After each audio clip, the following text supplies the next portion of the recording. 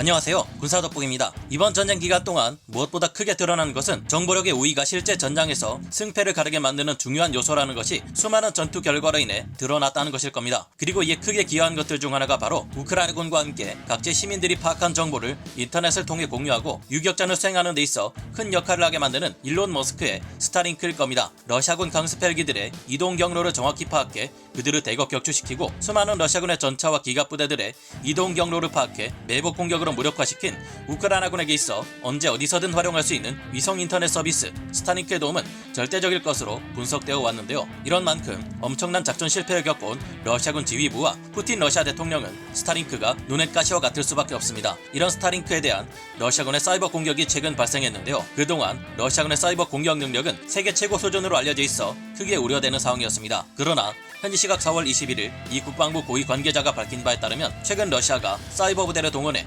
스타링크 시스템 전반에 대한 대대적인 사이버 공격을 가했으나 이를 스타링크 시스템이 신속하게 제압해버렸다는 사실을 알렸습니다. 데이비드 트럼퍼 미 국방부 전자전 담당 국장이 밝힌 바에 따르면 일론 머스크의 스타링크 시스템은 지난 3월 러시아 사이버 부대에 대대적인 공격을 받은 직후 몇 시간 동안 작동 불능 상태에 빠졌다고 하는데요. 스타링크 시스템의 네트워크 터미널은 러시아 사이버 부대의 집중적인 공격을 받았지만 그 직후 러시아군 사이버 공격의 패턴을 정확하게 파악했다고 합니다. 스타링크를 운영하는 일론 머스크의 민간 우주기업 스페이스X는 이에 대응하는 소프트웨어를 준비해 신속하게 전체 시스템을 업데이트했다고 하는데요. 그 결과 러시아 사이버 공격은 순식간에 무력화되고 스타링크 시스템은 정상화되었다고 합니다. 미 데이비드 트럼퍼 국방부 전자전 담당 국장은 전자전 엔지니어 입장에서 볼 때 스타링크의 대응은 환상적이었고 눈이 부실 지경이었다. 미군 역시 이 같은 사이버 위협이 나타날 경우 다이나믹하게 시스템을 바꿔 작전 능력을 유지하는 한편 시스템을 보호할 수 있는 능력을 갖춰야 한다고 극찬했습니다. 미군의 사이버전 능력조차 압도하는 일론 머스크의 스타링크가 가진 능력에 러시아가 도저히 대응할 수 없다는 사실이 만천하에 드러난 것인데요.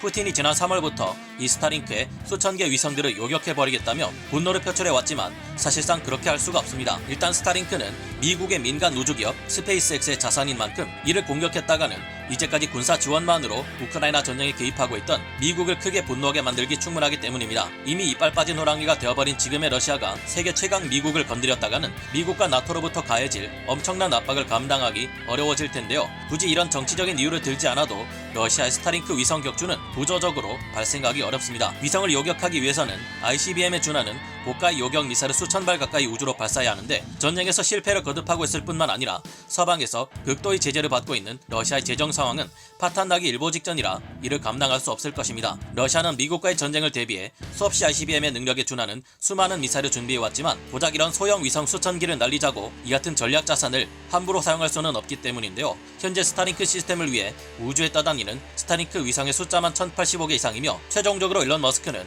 스타링크 시스템을 위해 3만 개 이상의 위성을 띄울 계획을 가지고 있습니다. 굳이 러시아가 파산을 각오하고 엄청난 비용의 미사일을 수천 기 발사해서 스타링크 위성을 모두 격추시켜 버린다고 해도 이렇게 할 경우 러시아는 위성을 통해 우크라이나를 들여다보는 것을 포기해야 할 겁니다. 격추된 스타링크 위성의 파편들이 우주 공간에서 총알처럼 빠른 속도로 궤도를 돌고 있을 텐데 이런 곳은 너무 위험할 뿐만 아니라 더 이상 인공위성의 궤도로 활용할 수가 없기 때문인데요. 국가 간의 전쟁에서 웬 외국 민간 기업 하나의 위성 시스템 때문에 엄청난 스트레스를 받고 있는 러시아의 푸틴 대통령은 스타링크를 무력화할 어떤 방법도 더 이상 찾기 어려운 상황입니다. 너무 많은 위성으로 우주에 여러가지 피해가 발생할 수 있다는 우려를 받고 있는 것이 스타링크이기도 합니다. 하지만 무엇보다 중요한 인명이 크게 희생되고 있는 이 전쟁에서 스타링크 시스템이 큰 역할을 하고 있다는 것이 증명된 만큼 스타링크의 존재는 지금 이 순간 아주 중요하다고 볼 수 있겠는데요. 우크라이나의 민관군 모두가 스타링크의 적극적인 도움을 받아 전쟁에서 최종 승리자가 될 수 있기를 기원해봅니다. 오늘 군사돋보기 여기서 마치고요. 다음 시간에 다시 돌아오겠습니다. 감사합니다. 전문가는 아니지만 해당 분야의 정보를 조사 정리했습니다.